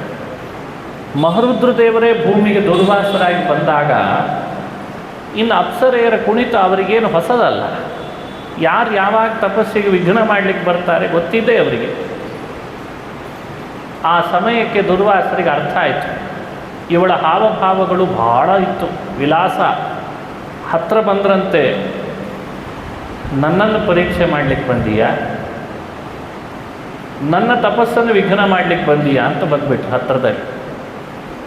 ನಿಜ ರೂಪಂ ಪರಿತ್ಯಜ್ಯ ಪಕ್ಷಿ ರೂಪಧಾರಿಣಿ. ತಕ್ಷಣಕ್ಕೆ ಶಾಪ ಹಾಕ್ತಾ ಇದ್ದಾರಂತೆ. ಉವಾಚೇದಂ ತಥೋ ವಾಕ್ಯ ಮಹರ್ಷಿಸ್ತಾಂ ಮಹಾತಪಾಹ. ತಪಸ್ಸನ್ನು ವಿಘ್ನ ಮಾಡಲಿಕ್ಕೆ ಅಂತ ಬಂದಿದ್ದೀಯಲ್ಲ ಅಪ್ಸರೆ, ನೀನು ಶಾಪ ಕೊಡ್ತಾ ಇದ್ದೇನೆ, ಪಕ್ಷಿಯಾಗಿ ಬೀಳು ಅಂತ ಶಾಪ ಕೊಟ್ಟರಂತೆ. ಆಗತಾಸಿ ಮದೋನ್ಮತ್ತೆ ಮಮ ದುಃಖಾಯ ಖೇಚರಿ ತಸ್ಮಾತ್ ಸುಪರ್ಣ ಗೋತ್ರೇ ತ್ವಂ ಮತ್ಕ್ರೋಧ ಕಲುಷೀಕೃತ. ನೀನು ಭೂಮಿಯಲ್ಲಿ ಪಕ್ಷಿಯಾಗಿ ಬೀಳಬೇಕು, ಅದೇ ನಿನ್ನ ಪಾಪಕ್ಕೆ, ಈಗ ಮಾಡಲಿಕ್ಕೆ ಬಂದಂಥ ಪರೀಕ್ಷೆಗೆ ನಾನು ಕೊಡ್ತಾ ಇರುವ ಶಿಕ್ಷೆ. ಅಷ್ಟೇ ಅಲ್ಲ, ಆವಾಗಲೂ ಸುಪರ್ಣ ಗೋತ್ರದಲ್ಲಿ ಹುಡ್ತಿ. ಜನ್ಮ ಪ್ರಾಪ್ತಿಸಿ ದುಷ್ಪ್ರಜ್ಞೆ ಯಾವದ್ ವರ್ಷಾಣಿ ಷೋಡಶ. ಎಷ್ಟು ವರ್ಷದವರೆಗೂ ಪಕ್ಷಿಯಾಗಿರಬೇಕು? 16 ವರ್ಷದವರೆಗೂ ನೀನು ಪಕ್ಷಿಯಾಗಿ ಭೂಮಿಯಲ್ಲಿ ಹುಟ್ಟಬೇಕು ಅಂತ ಶಾಪ ಕೊಟ್ಬಿಟ್ರಂತೆ. 16 ವರ್ಷ ಪಕ್ಷಿ ಜನ್ಮ ಆ ವಪು ಅನ್ನುವಂಥ ಅಪ್ಸರೆಗೆ. ಆಗಲೂ ನೀನು ಮಕ್ಕಳನ್ನು ಪಡಿತಿ. ಮಕ್ಕಳನ್ನು ಪಡೆದಾಗ 4 ಮಕ್ಕಳನ್ನು ಪಡಿತಿ. ನೀನು ಪಕ್ಷಿಯಾದಾಗ 4 ಮಕ್ಕಳಿಂದ ಮಕ್ಕಳನ್ನು ಪಡೆದದ್ರಿಂದ ತಾಯಿ ಏನು ಖುಷಿ ಪಡಬೇಕು ಆ ಸಂತೋಷ ನಿನಗಿಲ್ಲದೆ ಹೋಗಲಿ ಅಂತ ಶಾಪ ಕೊಟ್ಟರಂತೆ. ಕೆಲವೊಮ್ಮೆ ಮಕ್ಕಳನ್ನು ಪಡೆದಿರ್ತದೆ ತಾಯಿಯಂದರು, ಆದರೆ ಮಕ್ಕಳಿಂದ ಅವರು ಏನು ಅಪೇಕ್ಷಿಸಿರ್ತಾರೆ ಆ ಸಂತೋಷ ಅವರಿಗೆ ಸಿಗದೇ ಇರುವಂಗೆ ಆದದ್ದನ್ನು ನಾವು ನೋಡ್ತೇವೆ, ಕೇಳ್ತೇವೆ. ಪಡೆದದ್ದಾಯ್ತಷ್ಟೇ, ಆದರೆ ಪಡೆದದ್ರಿಂದ ಪಡಿಬೇಕಾದ ಸುಖ ಸಿಗಲ್ಲ, ನೆಮ್ಮದಿ ಸಿಕ್ಕಿರಲ್ಲ. ನೀನು ಹಾಗಾಗ್ತಿ ಅಂತ ಶಾಪ ಕೊಟ್ಟಿದ್ದಾರೆ. ಚತ್ವಾರಸ್ತೆ ಚ ತನಯ ಜನಿಷ್ಯಂತೆ ಅಧಮಾಪ್ಸರಾಹ ಅಪ್ರಾಪ್ಯತೇಷು ಚ ಪ್ರೀತಿಂ ಶಸ್ತ್ರಪೂತ. ದೊಡ್ಡ ಯುದ್ಧದೊಳಗೆ ನಿನಗೆ ಮರಣ ಬರೋ ಹಾಗಾಗ್ತದೆ ಶಸ್ತ್ರದಿಂದ. ಮಕ್ಕಳನ್ನು ಪಡೆದರೂ ಮಕ್ಕಳಿಂದ ನೆಮ್ಮದಿ ಇಲ್ಲ. ಆದರೆ ಶಸ್ತ್ರಪೂತಾಹ, ಯುದ್ಧ ಭೂಮಿಯಲ್ಲಿ ನೀನು ಸೇರಿಕೊಂಡಿರ್ತಿ, ಶಸ್ತ್ರದಿಂದ ನಿನಗೆ ಸಾವು ಬರ್ತದೆ. ಆಮೇಲೆ ಮತ್ತೆ ಸ್ವರ್ಗಕ್ಕೆ ಬರ್ತಿ, ಪಕ್ಷಿ ದೇಹ ಬಿಟ್ಟು ನಿಜ ರೂಪಕ್ಕೆ ಅಂತ ನೀನು ಮರಳುತ್ತಿ ಅಂತ ಶಾಪ ಹಾಕಿಬಿಟ್ರಂತೆ. ಎಲ್ಲಿದೆ ಎಲ್ಲಿಗೆ ಬಂತು ನೋಡಿ ಕಥೆ. ಇದನ್ನು ಜೈಮಿನಿಗಳಿಗೆ ಮಾರ್ಕಾಂಡೇಯರು ವಿವರಣೆ ಮಾಡ್ತಾ ಬರ್ತಿದ್ದಾರೆ. ಅದು ಹಾಗೆ ಆಗ್ತದೆ ಮುಂದುವರೆದ ಕಥೆಯನ್ನು ಜೈಮಿನಿಗಳು ಮತ್ತೆ ಕುತೂಹಲದಿಂದ ಕೇಳ್ತಾರೆ. ಆ ಕಥೆ ಮುಂದುವರಿಸಿ ಹೇಳ್ರಿ ನನಗೆ, ಅವಳು ಪಕ್ಷಿಯಾಗಿ ಎಲ್ಲಿ ಹುಟ್ಟಿದ್ಲು, ಯುದ್ಧ ಭೂಮಿಯಲ್ಲಿ ಹೇಗೆ ಮಡದ್ಲು, 4 ಮಕ್ಕಳು ಯಾರಾದರು ಅಂತ. ಹಿಂದೆ ಒಬ್ಬ ಅರಿಷ್ಟನೇಮಿ ಅಂತ ಇದ್ದ. ಅರಿಷ್ಟನೇಮಿಯ ಮಗ ಗರುಡ ಅಂತ ಹುಟ್ಟಿದ್ದಂತೆ. ಗರುಡನಿಗೆ ಸಂಪಾತಿ ಅಂತ ಮತ್ತೊಬ್ಬ ಮಗ ಹುಟ್ಟಿದ್ದ. ಸಂಪಾತಿಯ ಮಗ ಸುಪಾರ್ಶ್ವ ಅಂತ, ಸುಪಾರ್ಶ್ವನ ಮಗ ಕುಂತಿ, ಕುಂತಿಯ ಮಗ ಪ್ರಲೋಲುಪ, ಪ್ರಲೋಲುಪನಿಗೆ ಕಂಕ, ಕಂಧರ ಅಂತ 2 ಮಕ್ಕಳಿದ್ರಂತೆ. ಮಾರ್ಕಾಂಡೇಯ ಪುರಾಣ ಎಲ್ಲ ಮುಗಿದ ಮೇಲೆ ಒಂದು ಪರೀಕ್ಷೆ ಇಟ್ಟರೆ ಇವ್ರದ್ದೆಲ್ಲ ಹೆಸರು ಹೇಗೆ ನೆನಪಿಟ್ಟುಕೊಳ್ಬೇಕು ಅಂತ ಒಂದು ಅಭ್ಯಾಸ ಆಗ್ಬೋದು. ಒಂದು ಸಣ್ಣ ಪಕ್ಷಿಯ ವಂಶವನ್ನು ಪುರಾಣದಲ್ಲಿ ವಿವರಣೆ ಕೊಟ್ಟಿದ್ದಾರೆ. ಹೀಗೆ ಕಂಕ ಮತ್ತು ಕಂಧರ ಅನ್ನೋರು ಪ್ರಧಾನ ಇಲ್ಲಿ. ಕಂಕ ಅಂತೇನಿದ್ದಾನೆ ಪ್ರಲೋಪನ ಮಗ, ಪ್ರಲೋಲುಪನ ಮಗ ಆತ. ಅರಿಷ್ಟನೇಮಿ ಗರುಡನ ವಂಶದಲ್ಲಿ ಬಂದವನು ಇವನು. ಕಂಕ ಒಮ್ಮೆ ವಿಹಾರ ಮಾಡ್ತಾ ದೊಡ್ಡ ಪರ್ವತದ ಶಿಖರದ ಮೇಲೆ ಬಂದ, ಕೈಲಾಸ ಪರ್ವತದ ಶಿಖರದ ಹತ್ರ ಬಂದಿದ್ದಾನೆ. ಯಕ್ಷನ ಸೇವಕನಾದ ವಿದ್ಯುದ್ರೂಪ ಅನ್ನೋ ರಾಕ್ಷಸ ಆ ಶಿಖರದ ಮೇಲೆ ವಿಹಾರ ಮಾಡ್ತಾ ಕೂತಿದ್ದಂತೆ. ವಿದ್ಯುದ್ರೂಪ ತನ್ನ ಹೆಂಡತಿಯ ಜೊತೆಗೆ ಪಾನಮತ್ತನಾಗಿ ರಾಕ್ಷಸ ಪಾನಮತ್ತನಾಗಿ ಸುರತ ಕ್ರೀಡೆಯಲ್ಲಿ ರತನಾಗಿ ಅವಳೊಟ್ಟಿಗೆ ವಿಹಾರ ಮಾಡ್ತಾ ಇದ್ದಾನೆ. ಕಂಕ ಅನ್ನೋ ಪಕ್ಷಿ ಅದೇ ಸಮಯಕ್ಕೇನೆ ಆ ಸ್ಥಳಕ್ಕೆ ಬಂದದ್ದಕ್ಕೆ ಅವನಿಗೆ ಸಿಟ್ಟು ಬಂತು. ನಾವು ಈ ಸುರತದಲ್ಲಿರುವಾಗಲೇ ಬಂದು ನಮಗೆ ವಿಘ್ನ ಮಾಡ್ತಿದ್ದೀಯಲ್ಲ ನೀನು ಅಂತ ಸಿಟ್ಟು ಬಂತು ಅವನಿಗೆ.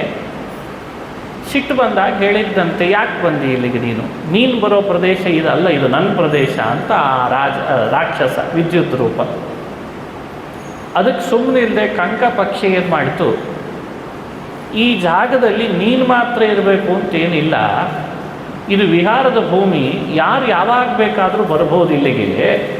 ವಿಹಾರ ಭೂಮಿ ಅಂತ ಮಾಡಿರ್ತಾರಲ್ಲ, ಉದ್ಯಾನವನ ಅಂತ ಮಾಡಿರ್ತಾರೆ, ಒಂದು ಲೇಔಟ್ ಆದಮೇಲೆ ಉದ್ಯಾನವನದಲ್ಲಿ ನಾನು ಮಾತ್ರ ಬರಬೇಕು ಅಂದರೆ ಇದೊಳ್ಳೆ ಚೆನ್ನಾಗೈತೆ, ನೀನು ಬರ್ಬೋದು ನಾನು ಬರ್ಬೋದು, ನಿನಗೆಷ್ಟು ಹಕ್ಕಿದೆ ನನಗೂ ಅಷ್ಟೇ ಹಕ್ಕಿದೆ ಅಂತ ವಾದಿಸಿದ ಕಂಕ. ಸಾಧಾರಣೋಯಂ ಶೈಲೇಂದ್ರೋ ಯಥಾ ತವ ತಥಾ ಮಮ ಅನ್ಯೇಷಾಂಚೈವ ಜಂತೂನಾಂ ಮಮತಾ ಭವತೋತ್ರಕ.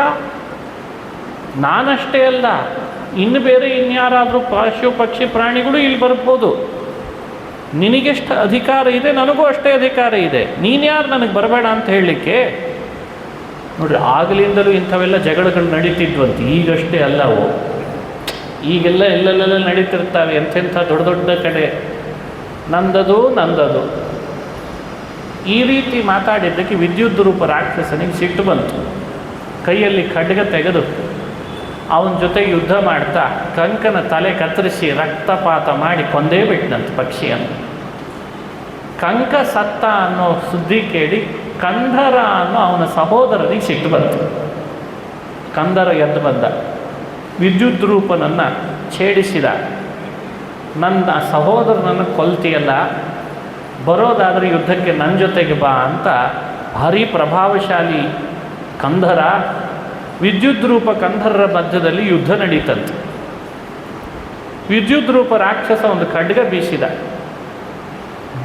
ಖಡ್ಗವನ್ನು ಕಂಧರ ಪಕ್ಷಿ ತನ್ನ ಚೊಂಚಿನಿಂದ ಗಟ್ಟಿ ಹಿಡಿದು ಅದನ್ನು ತುಂಡರಿಸಿ ಆಮೇಲೆ ಅವರಿಬ್ಬರು ಬಾಹುಯುದ್ಧ ಮಾಡ್ತಾರೆ. ಬಾಹುಯುದ್ಧದಲ್ಲಿ ವಿದ್ಯುತ್ ರೂಪನನ್ನು ಕೊಂದು ಕಂಧರ ಜಯ ಗಳಿಸಿಬಿಟ್ಟ ಅಂತ ಕಥೆ ಪುರಾಣದಲ್ಲಿ ಬರ್ತದೆ.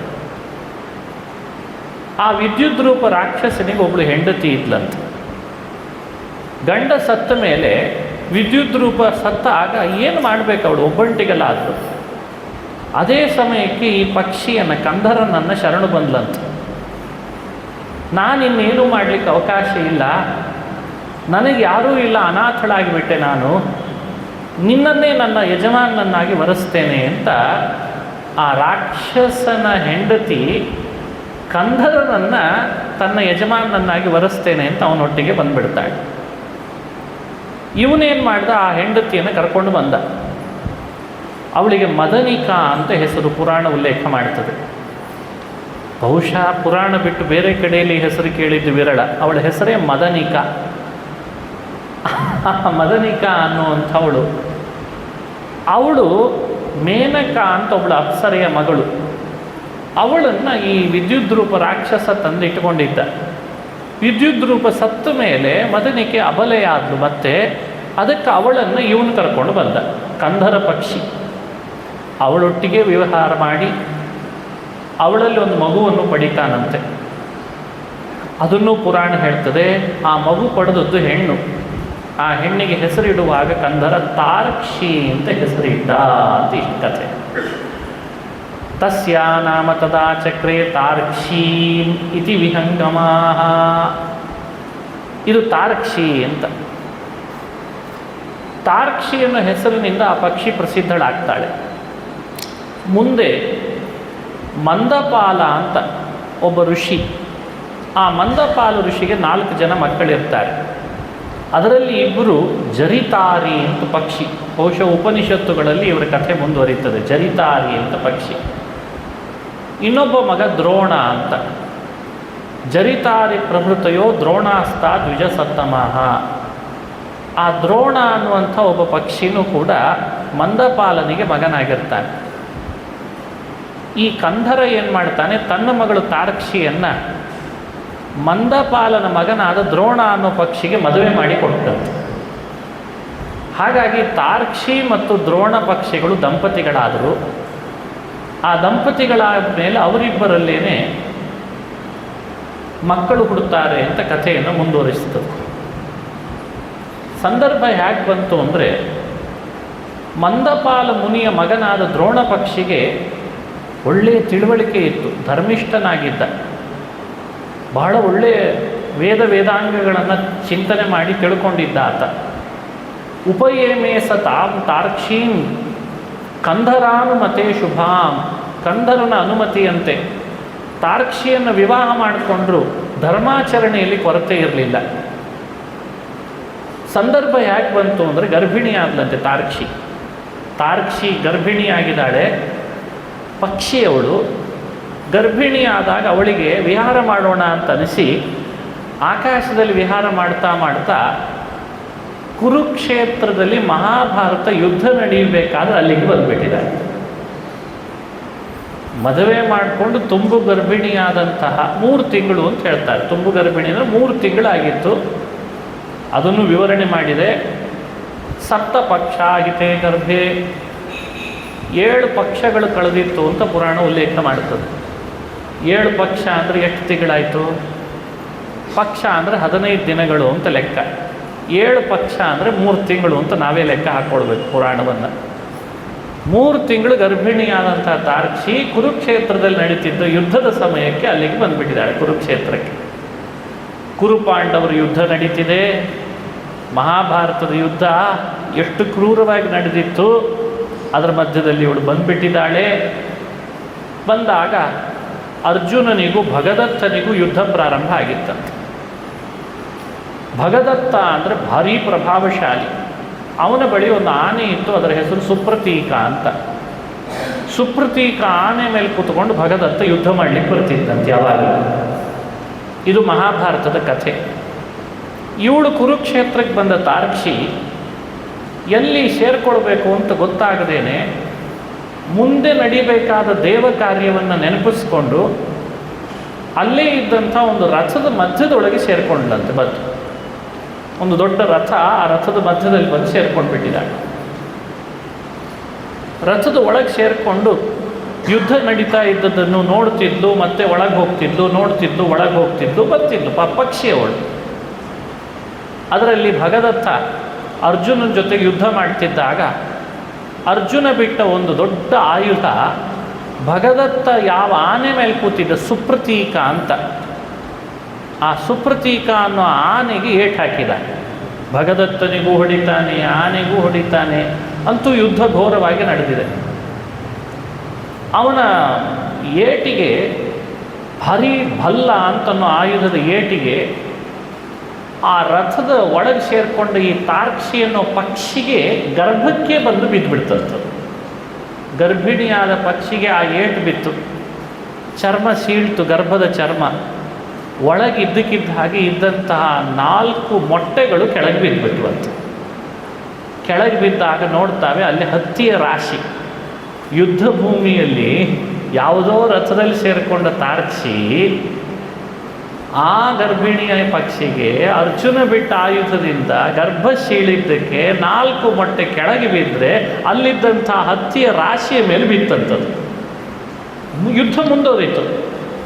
ಆ ಯುದ್ಧದಲ್ಲಿ ಅರ್ಜುನ ಏನು ಮಾಡಿದ, ಭಗದತ್ತನ ಆನೆಗೆ ಒಂದು ಗಂಟೆ ಕಟ್ಟಿದ್ರಂತೆ. ಆ ಗಂಟೆಗೆ ಇವನು ಒಂದು ಏಟು ಹಾಕಿದ.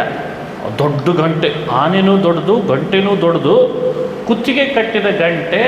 ಇವನು ಹಾಕಿದಂಥ ಆಯುಧದ ಏಟಿಗೆ ಗಂಟೆ ಕೆಳಗೆ ಬಿದ್ದಿದೆ. ಎಲ್ಲಿ ಬೀಳಬೇಕದು ಗಂಟೆ? ನೇರವಾಗಿ 4 ಮೊಟ್ಟೆಗಳು ಎಲ್ಲಿ ಬಿದ್ದಿದ್ವೋ ಅದರ ಮೇಲ್ಗಡೆ ಬಂದು ಒಂದು ಮುಚ್ಚಳಿಕೆ ಥರ ಬಂದು ಬಿದ್ದುಬಿಡ್ತಂತೆ. ಯುದ್ಧ ಭೂಮಿಯಲ್ಲಿ 4 ಮೊಟ್ಟೆಗಳ ಮೇಲೆ ಮುಚ್ಚಳಿಕೆ ಥರ ಬಿದ್ದಿದೆ. ಸುತ್ತಲೂ ಯುದ್ಧ ನಡೆದದ್ರಿಂದ ಅಲ್ಲಲ್ಲಿ ಕೆಲವು ಸೈನಿಕರು ಸಾಯ್ತಿದ್ರು. ಅವರ ಮಾಂಸ, ಆ ಮಾಂಸ ಎಲ್ಲ ಈ ಗಂಟೆಯ ಸುತ್ತಲೂ ಬಂದು ಅಳವಡಿಸ್ಕೊಂಡು ಬಿಡ್ತಂತೆ. ಹೀಗಾಗಿ ಒಳಗೇನೂ ಹೋಗೋ ಹಾಗಿಲ್ಲ. ಮಾಂಸ ಯಾಕೆ ಅಳವಡಿಸ್ಕೊಂಡದ್ದಕ್ಕೆ ಗಂಟೆ ಗಟ್ಟಿಯಾಗಿಬಿಟ್ಟಿದೆ. ಕ್ರಿಮಿ ಕೀಟಗಳು ಒಳಗೆ ಹೋದರೆ ಮೊಟ್ಟೆ ತಿಂದು ಹಾಕಿಬಿಡ್ತಾವೆ. ಗಂಟೆ ಭಾರೀ ದಪ್ಪ ಇದ್ದದ್ದಕ್ಕೆ ಸಾಮಾನ್ಯರು ಯಾರೂ ಅದನ್ನು ಅಳಗಾಡಿಸೋ ಹಾಗಿಲ್ಲ. ಹೀಗಾಗಿ ಮೊಟ್ಟೆಗಳೆಲ್ಲ ಎಲ್ಲಿ ಬೆಳೆದ್ವು ಅಂದರೆ ಗರ್ಭದಲ್ಲಿ 3 ತಿಂಗಳು ಬೆಳೆದ್ರೆ ಗಂಟೆ ಒಳಗೆ ಇನ್ನು 4 ತಿಂಗಳು ಬೆಳೆದ್ವು ಅಂತ. ಇದನ್ನು ಹೇಳಬೇಕಾಗಿದೆ ಪುರಾಣ. ಅದಕ್ಕೆ ಮುಂದುವರೆದು ಹೇಳ್ತಾರೆ, ಎಲ್ಲ ನಾವೇ ಮಾಡ್ತೀವಿ, ನಾವೇ ಬದುಕಿಸ್ತೇವೆ ಅನ್ನೋರಿಗೆ ಈ ಕಥೆ ಅಂತೆ. ಬಹಳ ಚೆನ್ನಾಗಿ ವಿವರಣೆ ಮಾಡ್ತಾರೆ. ಭಿನ್ನೆ ಕೋಷ್ಟೆ ಶಶಾಂಕಾಪಂ ಭೂಮಾ ವಂಡ ಚತುಷ್ಟಯಂ ಆಯುಷ ಸಾವಶೇಷತ್ವ ತೂಲರಾಶ ವಿವಾಪತತ್. ಎಂಥ ಅದ್ಭುತವಾದ ಮಾತು. ಆಯುಷ್ಯ ಉಳಿದಿದೆ ಅಂದರೆ ಯಾವ ಭೂಮಿ ಆದರೆ ಏನು ಬದುಕೇ ಬದುಕ್ತಾರೆ ಅಂತಂತಾರೆ. ಆಯುಷ ಸಾವಶೇಷತ್ವಾತ್ ಭಿನ್ನೇ ಕೋಷ್ಟೆ ಶಶಾಂಕಾಪ. ಇನ್ನು ಬದುಕಲಿಕ್ಕೆ ಸಾಧ್ಯನೇ ಇಲ್ಲ. ಘನಘೋರ ಯುದ್ಧ ನಡೀತಾ ಇದೆ. ಆಕಾಶವೇ ಕಪ್ಪಾಗಿಬಿಟ್ಟಿದೆ ಅಂತೆ ಭಗದತ್ತ ಅರ್ಜುನರ ಬಿಲ್ಲುಗಳಿಂದ, ಬಾಣಗಳಿಂದ. ಅಂಥದ್ರ ಮಧ್ಯದಲ್ಲಿ ತಾರ್ಕ್ಷಿ ಸತ್ತೋದ್ಲು ತಾಯಿ. ಮೊಟ್ಟೆಗಳು ಮಾತ್ರ ಕೆಳಗಡೆಯಲ್ಲಿ ಬಿದ್ದಿವೆ. ಮೆತ್ತಗೆ ಹತ್ತಿಯ ರಾಶಿ ಇದ್ದಾಗಿತ್ತಂತೆ, ಅಲ್ಲೇ ಬಿದ್ದಿದೆ, ಗಂಟೆಗೂ ಬಿದ್ದಿದೆ. ಈ ರೀತಿ ಯುದ್ಧದ ಸಂದರ್ಭ ನಡೆದದ್ದು. ಯುದ್ಧ ಮುಗಿದೋಯಿತು. ಯುದ್ಧ ಬಹುಕಾಲ ನಡೆದಿದೆ. ಬಹುಕಾಲ ನಡೆದ ಯುದ್ಧ ಮುಗಿದೋಯಿತು. ಮುಗಿದ ಮೇಲೆ ಮುಂದೆ ನಡೆದಂಥ ಮುಂದಿನ ಕಥೆಯನ್ನು ಪುರಾಣ ಹೇಳ್ತದೆ. ಮುಂದಿನ ಭಾಗ, ಅಥ ಋಷಿ ಶಿಷ್ಯ ಸಹಿತೋ ಘಂಟಾಮುತ್ಪಾಟ್ಯ ವಿಸ್ಮಿತಃ. ಶಮೀಕ ಅಂತ ಋಷಿಗಳು. ಶಮೀಕ ಋಷಿಗಳ ಕಥೆ ಪುರಾಣ ಭಾಗವತದಲ್ಲಿ ನೋಡ್ತೇವಲ್ಲ. ಇಲ್ಲೊಬ್ಬ ಶಮೀಕ ಋಷಿಗಳು, ಅವರು ಯಾರು ಅಂತ ನಮಗೆ ಪರಿಚಯ ಇಲ್ಲ ಪೂರ್ಣ. ಶಮೀಕ ಆಜಗಾಮ ತಮುದ್ದೇಶಂ ಶಮೀಕೋ ನಾಮ ಸಂಯಮೀ. ಅವರೇ ಇರ್ಬೋದೇನೋ, ಶಮೀಕ ಅಂತ ಋಷಿಗಳು. ಅವರು ಆ ಪ್ರದೇಶ ಕಡೆಯಲ್ಲಿ ಸಂಚಾರ ಮಾಡ್ತಾ ಇದ್ದಾರೆ. ಇದಕ್ಕಿದ್ದ ಹಾಗೆ ಅವರಿಗೆ ಚೀಕು ಚೀಕು ಅಂತ ಶಬ್ದ ಕಿವಿಗೆ ಬೀಳ್ತಾ ಇದೆ ಅಂತ. ಸತತ್ರ ಶಬ್ದಮಶೃಣೋತ್ ಚೀ ಚೀ ಕೂಚೀ ಇತಿ ವಾಶತಾಂ ಅಂತ. ಚೀ ಚೀ ಕೂ ಇತಿ ವಾಶತಾಂ ಶಬ್ದಮಭವತ್. ಈ ಚೀ ಚೀ ಕೂ ಏನು ಶಬ್ದ ಬರ್ತಿದೆ ಅಲ್ಲ ಅಂತವರಿಗೆ. ತಮ್ಮ ಪಾಠ, ತಮ್ಮ ಅಧ್ಯಯನ, ತಮ್ಮ ಹೋಮ ನಡೀತಿರ್ಬೇಕು, ಚೀ ಚೀ ಅಂತ ಶಬ್ದ ಬರ್ತಿರ್ಬೇಕು. ಬಾಲ್ಯಾದ ಅಸ್ಫುಟವಾಕ್ಯಾನ ವಿಜ್ಞಾನೇಪಿ ಪರೇ ಸತಿ.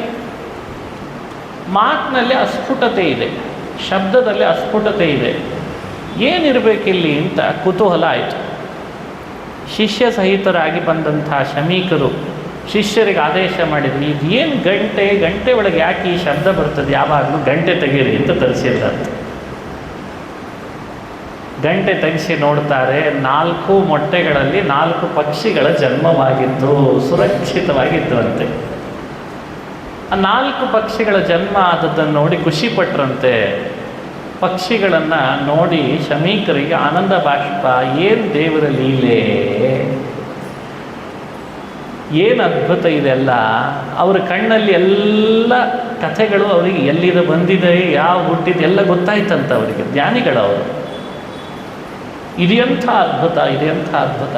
ಯುದ್ಧ ಭೂಮಿಯಲ್ಲಿ 4 ಪಕ್ಷಿಗಳಿಗೆ ಹೀಗೂ ಜನ್ಮ ಆಗ್ತದೆ ಅಂತಂದರೆ, ಎಲ್ಲಿ ಗಂಟೆ, ಎಲ್ಲಿ ತಾರ್ಕ್ಷಿ, ಭಗದತ್ತ ಅವನ ಆನೆ ಸುಪ್ರತೀಕ, ಆ ಗಂಟೆ ಇದ್ರ ಮೇಲೆ ಬಿದ್ದು, ಇದು ಎಂಥ ಅದ್ಭುತವಾದ ಚರಿತ್ರೆಯನ್ನು ಹೇಳ್ತಾರೆ.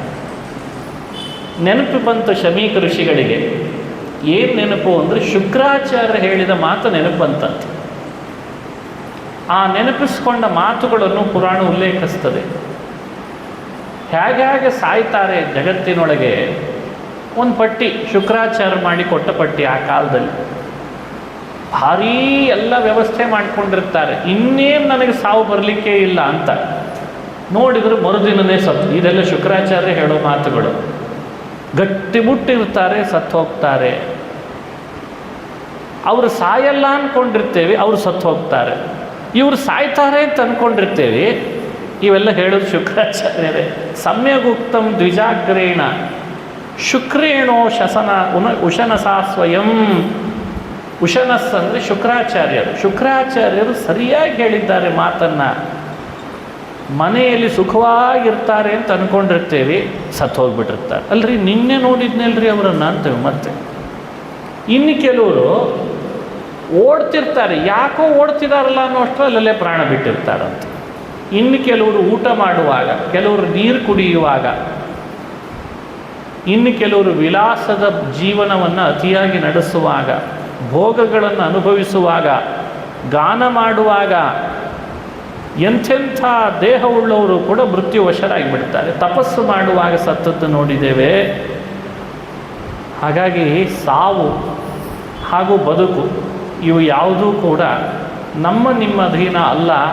ಅದು ಏನಿದ್ರೂ ಭಗವಂತನ ಅಧೀನ ಅನ್ನೋ ಒಂದು ದೊಡ್ಡ ತತ್ವವನ್ನು ಇಲ್ಲಿ ಅನುಸಂಧಾನಕ್ಕೆ ತರಿಸ್ತಾರೆ ಶುಕ್ರಾಚಾರ್ಯ. ವಿದಿತ್ವೈವಂ ನ ಸನ್ಯಾಸ್ತ್ರ, ಯುದ್ಧ ಭೂಮಿಯಲ್ಲಿ ಅಸ್ತ್ರ ಬಿತ್ತು ಶಸ್ತ್ರ ಬಿತ್ತು ಸತ್ತ ಅಂದ್ಕೊಂಡಿರ್ತೇವೆ, ಅವ ಬದುಕಿಬಿಟ್ಟಿರ್ತಾನೆ. ಯುದ್ಧ ಭೂಮಿಯಲ್ಲಿ ಏನೂ ಬಿದ್ದಿರಲ್ಲ ನೋಡಿದರೆ ಅವ ಸತ್ತೋಗಿರ್ತಾನೆ.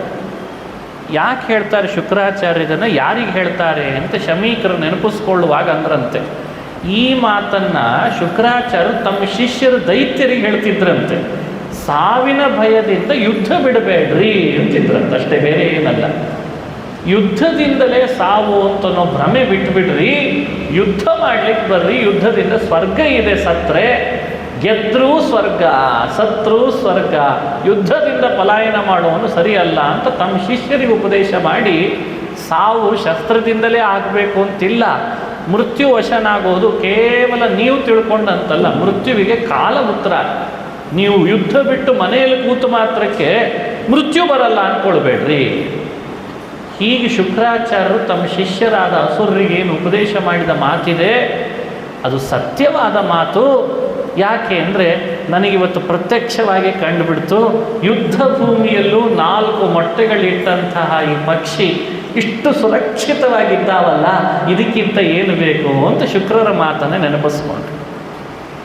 ಎಷ್ಟು ತರಹ ಪುರಾಣಗಳನ್ನು ಆ್ಯಂಗಲಲ್ಲಿ ಎಷ್ಟು ಆ್ಯಂಗಲಲ್ಲಿ ನೋಡ್ಬೋದು ಯೋಚನೆ ಮಾಡಿ. ಇದು ಬರೀ ಪಕ್ಷಿಗಳಿಗಷ್ಟೇ ಅನ್ವಯ ಮಾಡುವ ಮಾತಲ್ಲ, ಅಸುರರು ಯುದ್ಧ ಮಾಡಲಿ ಅಂತ ಹೇಳಲಿಕ್ಕೆ ಉತ್ಸಾಹ ತುಂಬಿದ ಮಾತಷ್ಟೇ ಅಲ್ಲ. ನಿಮ್ಮ ಬದುಕಿನೊಳಗೆ ಸಾವಿಗೆ ಹೆದರಿ ಎಷ್ಟೆಲ್ಲ ಧರ್ಮಾಚರಣೆ ಮಾಡೋದು ಬಿಟ್ಟಿದ್ದೇವೆ ಹೇಳ್ರಿ ನೋಡೋಣ. ಎಲ್ಲಿ ಸತ್ತು ಹೋಗ್ಬಿಡ್ತೀವಿ, ಸತ್ತೆ ಬದುಕಿ ಏನು ಮಾಡೋದಿದೆ, ಹಂಗೆ ಬರಲ್ಲ ನಮ್ಮ ಮನಸ್ಸಿನೊಳಗೆ. ಧರ್ಮವನ್ನು, ಆಚರಣೆಯನ್ನು, ಉಪವಾಸವನ್ನು, ವ್ರತಗಳನ್ನು, ನಿಯಮಗಳನ್ನು, ತೀರ್ಥಯಾತ್ರೆಗಳನ್ನು ಏನೆಲ್ಲ ಮಾಡುವಾಗ ಮನುಷ್ಯನಿಗೇನು ಭಯ, ಎಲ್ಲಿ ಸತ್ತು ಹೋಗ್ಬಿಟ್ರೆ ಅಬ್ಬಾ ಎದೆ ಹಿಡಿದುಕೊಂಡು ಕೂತಿದ್ದೆ ನಾನು, ಯಾಕೆ ಹಿಡ್ಕೊಂಡು ಕೂತ್ರಿ, ಹೋದ್ರೆ ಹೋಗಲಿ ಬಿಡು. ಹಂಗೆ ಬರಲ್ಲ ಮನುಷ್ಯನಿಗೆ, ಹಂಗೆ ಬರಲ್ಲ. ಬದುಕಿನ ಹೋರಾಟ ಬಹಳ. ಪುರಾಣಗಳ ಶ್ರವಣದ ಲಾಭ ಏನು ಅನ್ನಲಿಕ್ಕೆ ಇದು ಒಂದು. ಮನುಷ್ಯನಿಗೆ ಸಾವು ಅನ್ನೋದು ನಾವು ಬಯಸಿದಂತೆ ಬರೋದಲ್ಲ, ಅದು ಕಾಲ ನಿಗದಿಪಡಿಸಿರ್ತದೆ, ದೈವ ನಿಗದಿಪಡಿಸಿರ್ತದೆ. ಹಾಗಾಗಿ ಅದರ ವಿರುದ್ಧವೋ ಅಥವಾ ಅದರ ಚಿಂತೆಯೋ ಮನುಷ್ಯ ಮಾಡಿದರೆ ಲಾಭ ಇಲ್ಲ. ಹಾಗಾಗಿ ಮಾಡಬೇಕಾದ ಕರ್ತವ್ಯವನ್ನು ಮಾಡ್ತಾ ಇರಬೇಕಂತೆ. ಸಮಯ ಬಂತ, ಮಿಸ್ಕಾಲ್ ಇದ್ದಂಗೆ, ಅದು ಮಿಸ್ಕಾಲ್ ಅಂತ ಬರ್ತಾವೆ ನೋಡ್ರಿ. ಅವು ನಾವು ಎತ್ಕೊಳ್ದೇ ಇದ್ದರೂ ಎತ್ಕೊಂಡ್ರು ಮುಖ್ಯ ಅಲ್ಲ, ಅದು ಕಾಲ್ ಬದ್. ಹಾಗೆ ಈ ಯಮದೇವರು ನಮ್ಮನ್ನು ಮಿಸ್ಕಾಲ್ ಅಂತ ಮಾಡ್ತಾನೆ ಅಷ್ಟೆ. ದೇಹದಿಂದ ಮಿಸ್ ಮಾಡೋದೇ ಮಿಸ್ಕಾಲ್ ಅಂತ ಅರ್ಥ. ಮಿಸ್ಕಾಲ್ ಸಾಕು. ಇವತ್ತು ಇಷ್ಟು ದಿವಸ ಹೋರಾಡಿ ಕುಣಿದಾಡಿ ಬೈದಾಡಿ ಅವ್ರನ್ನ ಬೈದು ಇವ್ರನ್ನ ಬೈದು ಅವ್ರನ್ನ ಹೊಗಳಿ ಮಾಡಿ ಬಂದಿದ್ದು, ಇನ್ನು ಎಷ್ಟು ದಿವಸ ಇರ್ತೀವಿ ನಡಿ ಭೂಮಿಯಿಂದ ಅಂತ ಕರ್ಕೊಂಡು ಹೋಗ್ತಾರಷ್ಟೆ ನಮ್ಮನ್ನು. ಅದರ ವಿರುದ್ಧ ಹೋರಾಟ ಬೇಡ, ಅದನ್ನು ಗೆಲ್ಲೋ ಸಾಹಸ ಮಾಡೋದಲ್ಲ. ಇದೆಲ್ಲ ರಹಸ್ಯವನ್ನು ಇಟ್ಟುಕೊಂಡೇ ಶುಕ್ರಾಚಾರ್ಯ ಆ ಮಾತನ್ನು ಹೇಳಿದ್ದಾರೆ. ಇತಿ ಶುಕ್ರವಚ ಸತ್ಯಂ ಕೃತಂ ಏಭಿ ಖಗೋತ್ತಮೈಹಿ. 4 ಪಕ್ಷಿಗಳನ್ನು ನೋಡಿ ನನಗೆ ಆ ಮಾತು ನೆನಪಿಗೆ ಬಂತು, ಸತ್ಯ ಅದು ಶುಕ್ರರ ಮಾತು ಅಂತ ಶಿಷ್ಯರಿಗೆ ಹೇಳ್ತಾರೆ. ಒಂದೊಳ್ಳೆ ಜಾಗ ನೋಡ್ರಿ, ನಮ್ಮ ಆಶ್ರಮದೊಳಗೆ ಮರಗಿಡಗಳು ಸಾಕಷ್ಟಿದ್ದಾವೆ, ಪಕ್ಷಿಗಳು ಗೂಡು ಕಟ್ಟಿದ ಒಂದು ಜಾಗ ನೋಡ್ರಿ. ಈ 4 ಪಕ್ಷಿಗಳನ್ನು ತೊಗೊಂಡು ಅಲ್ಲಿ ಇಡ್ರಿ, ಅವುಗಳಿಗೆ ಬೇಕಾದ ಆಹಾರಗಳನ್ನು ಒದಗಿಸ್ರಿ ಅಂತ 4 ಪಕ್ಷಿಗಳನ್ನು ಶಮೀಕ ಋಷಿಗಳು ತಮ್ಮ ಆಶ್ರಮದೊಳಗೆ ಮಕ್ಕಳಂತೆ ಸಾಕಿದ್ರಂತೆ. ಆಹಾರ ಒದಗಿಸಿ ಮಕ್ಕಳಂತೆ ಸಾಕ್ತಾರೆ. ಅವುಗಳು ಹಾಗೆ ಬೆಳೀತಾವೆ. 4 ಪಕ್ಷಿಗಳು ಬೆಳೀತಾವೆ. ರೆಕ್ಕೆ ಬಂತು, ಆಕಾಶದಲ್ಲಿ ಹಾರಾಡಿದವು. 7 ದ್ವೀಪ 7 ಸಾಗರಗಳನ್ನು ಸುತ್ತಿ ಬರ್ತಿದ್ವಂತೆ. ಬಂದು ಶಮೀಕ ಋಷಿಗಳ ಬಳಿಗೆ ಬಂದು ಒಮ್ಮೆ ಮಾತನಾಡ್ತಾವೆ. ನೀವೇ ನಮ್ಮ ತಂದೆ ಅಂತ ಅನ್ನುವಂತೆ ಪಕ್ಷಿಗಳು. ಒಳ್ಳೆ ಮಾತು ಒಳ್ಳೆ ಚೆನ್ನಾಗಿ ಬಂದಿತ್ತು ಅವಕ್ಕೆ. ದ್ವಿಜಾ ಕಿಂ ವಾತಿ ಯತ್ನೇನ ಮಾರ್ಯಸ್ತೆ ಕರ್ಮ ವಿಶ್ವಕೈ. ಎಂಥ ಮಾತುಗಾರಿಕೆ ಬಂದಿತ್ತು ಅವುಗಳಲ್ಲಿ. ನೀವೇ ನಮ್ಮ ತಂದೆ, ಯಾರು ಇಂಥ ಸಂದರ್ಭದಲ್ಲಿ ರಕ್ಷಣೆ ಮಾಡೋದು? ಗಂಟೆ ಎತ್ತಿದ್ರಿ, ಒಳಗಿದ್ದ ನಮ್ಮನ್ನು ನೋಡಿದ್ರಿ, ನೀವು ನಮ್ಮನ್ನು ಆಹಾರ ಒದಗಿಸಿದ್ರಿ, ಗೂಡು ಕಟ್ಟಿಕೊಟ್ರಿ, ಶಿಷ್ಯರಿಂದ ನಮ್ಮನ್ನು ರಕ್ಷಣೆ ಮಾಡಿದ್ರಿ. ನೀವೇ ನಮ್ಮ ತಂದೆ. ಗರ್ಭಸ್ಥಾನ ಮೃತ ಮಾತಾ ಪಿತ್ರ ನೈವಾಪಿ ಪಾಲಿತಾ. ಗರ್ಭದೊಳಗಿದ್ವಿ ಅಷ್ಟೇ, ಆ ತಾಯಿ ಏನು ನಮ್ಮನ್ನು ರಕ್ಷಿಸಲಿಲ್ಲ, ಮೊದಲೇ ಸತ್ತು ಹೋಗಿಬಿಟ್ಲು. ತಂದೆ ಬರಲೇ ಇಲ್ಲ ನಮ್ಮನ್ನು ಹುಡುಕೊಂಡು. ನೀವೇ ನಮ್ಮನ್ನು ರಕ್ಷಿಸಿದ್ದಲ್ವೇ. ತ್ವಯಾನೋ ಜೀವಿತಂ ದತ್ತಂ ಶಿಶವೋ ಏನ ರಕ್ಷಿತಾ ಅಂತ ನೀವೇ ನಮ್ಮನ್ನು ಬದುಕು ಕಟ್ಟಿಕೊಟ್ಟಿದ್ರಿ, ನೀವೇ ತಂದೆ ಅಂತ ಹೇಳಿದ್ದಾರೆ. ಈ ಮನುಷ್ಯರಂತೆ ಆ ಪಕ್ಷಿಗಳ ಬಾಯಲ್ಲಿ ಬರ್ತಿದ್ದ ಮಾತು ಅಷ್ಟು ಸ್ಫುಟವಾಗಿ ಇದ್ದದ್ದನ್ನು ಕೇಳಿ ಶಮೀಕರಿಗೆ ಕುತೂಹಲ ಆಯ್ತಂತೆ. ನಿಮಗೆ ಹೇಗೆ ಮನುಷ್ಯರ ಭಾಷೆ ಬರ್ತಾ ಇದೆ ಅಂತ ಅವರನ್ನು ಪ್ರಶ್ನಿಸ್ತಾರೆ ಪಕ್ಷಿಗಳಿಗೆ. ಋಷಿಯ ಮಾತನ್ನು ಕೇಳಿದ ಪಕ್ಷಿಗಳು ತಮ್ಮ ಹಿಂದಿನ ಜನ್ಮದ ವೃತ್ತಾಂತವನ್ನು ಹೇಳಲಿಕ್ಕೆ ಪ್ರಾರಂಭ ಮಾಡ್ತಾರೆ. ಅದನ್ನು ನಾಳೆಯಿಂದ ಮುಂದುವರಿಸೋಣ ಅಂತ ಹೇಳ್ತಾ ಶ್ರೀಕೃಷ್ಣ ಅರ್ಪಣಮಸ್ತು. ಹರಯೇ ನಮಃ, ಹರಯೇ ನಮಃ.